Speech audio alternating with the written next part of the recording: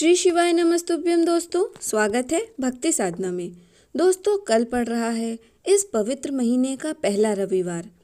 पूज्य गुरु जी ने कहा है कि अगर आपके शरीर में कोई रोग हो गया हो, कोई बीमारी हो गई हो, या फिर आपके कार्य अटक जाते हैं, आप मेहनत बहुत करते हैं, प्रयास बहुत करते हैं, परिश्रम बहुत करते हैं, लेकिन आपका कार्य सफल नहीं हो पाता है, चाहे व्यापार से संबंधित कार्य हो, नौकरी का कार्य हो, या फिर इंटरव्यू देने जाना हो, कुछ भी कार्य हो, उसमें सफलता नहीं प्राप्त हो पा रही, या फिर आपके बच्चों में बुद्धि, ज्ञान, विवेक की कमी है, उनका व्यापार बिजनेस अच्छे से नहीं चल पा रहा है, तो पूज्य गुरु जी ने कहा है कि सिर्फ एक शमी पत्र से शिवलिंग के सामने एक ऐसा उपाय कर लेना है जो आपके इन सभी समस्याओं को दूर कर देगी। इस वीडियो में पूज्य गुरु जी द्वारा बताए गए कुछ उपाय बताए जाएंगे। जो उपाय आपके समझ में आपके लिए उचित हो, आप वह उपाय कर सकते हैं। चलिए आइए जानते हैं पहले उपाय के बारे में। यह उपाय उन लोगों को करना है जिनके कार्य अटक जाते हैं, मेहनत बहुत करते हैं, प्रयास बहुत करते हैं, कोशिश करते हैं, लेकिन फिर भी सफलता प्राप्त नहीं हो पा रही है, तो यह उपाय वो लोग करें। इसके लिए आपको एक शमी पत्र ले लेना है। शमी पत्र महादेव को अति प्रिय होता है, तो यह शमी पत्र लेकर आप शिवालय पहुंच जाएंगे। यह उपाय आप रविवार के दिन किसी भी समय कर सकते हैं।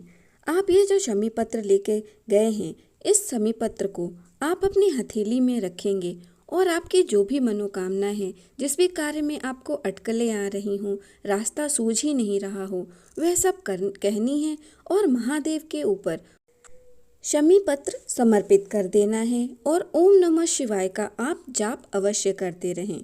फिर उस शमी पत्र को उठाकर आप माता अशोक सुंदरी के स्थान पर समर्पित कर देंगे और अपनी वही मनोकामना कहेंगे जो आप शिवलिंग पे शमी पत्र समर्पित करते हुए कहे थे। यह उपाय करने से आपकी जो भी अटकलें हैं वे शीघ्र अतिशीघ्र दूर हो जाएंगी। अब चलिए आइए जानते हैं दूसरे उपाय के बारे में।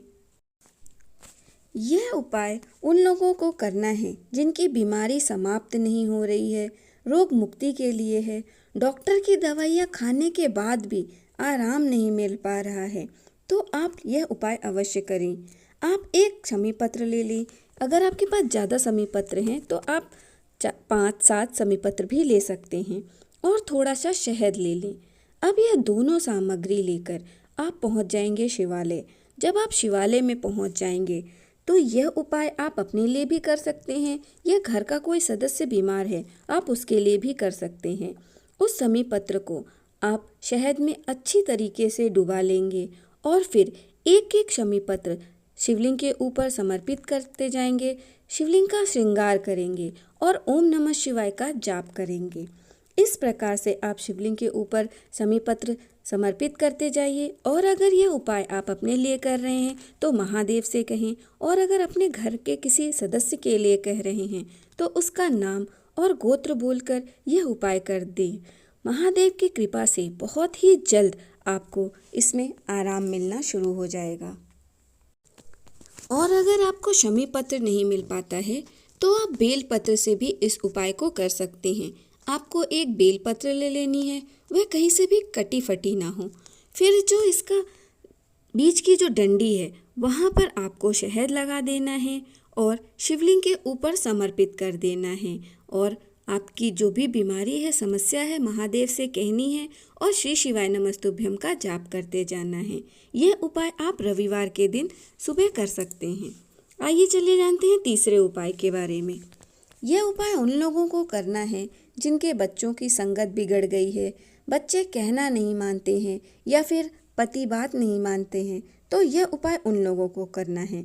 आप एक बेलपत्र ले लेंगे और थोड़ा सा शहद ले लेंगे। उसी के साथ आप एक तांबे के पात्र में शुद्ध जल अपने घर के किचन से भर के ले जाएंगे। अब यह तीनों सामग्री लेकर आपको शिवालय पहुंच जाना है। दोस्तों, यह उपाय आप सुबह ही करें, और रविवार के दिन अगर आप यह उपाय करते हैं तो आपके बच्चों की बुद्धि विवेक में बहुत ही असर पड़ता है।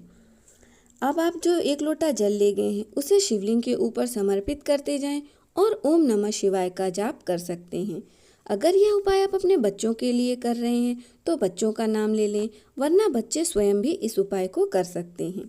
अब जो आप ये शहद ले गए हैं, शहद की जो ऊपर वाली पत्ती होती है उसके चिकने साइड में आपको शहद लगा देना है, और शहद की जो 2 पत्तियां होती हैं उसमें आपको शहद की बिंदी लगा देना है और ओम नमः शिवाय का जाप करते हुए शिवलिंग के ऊपर अर्पित कर देना है।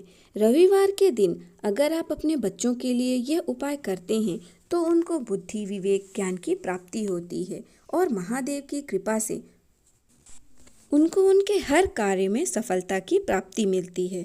दोस्तों, अगर मेरे द्वारा बताई गई जानकारी आपको अच्छी लगी हो तो वीडियो को लाइक करें, चैनल को सब्सक्राइब करें, कमेंट में हर हर महादेव लिखें।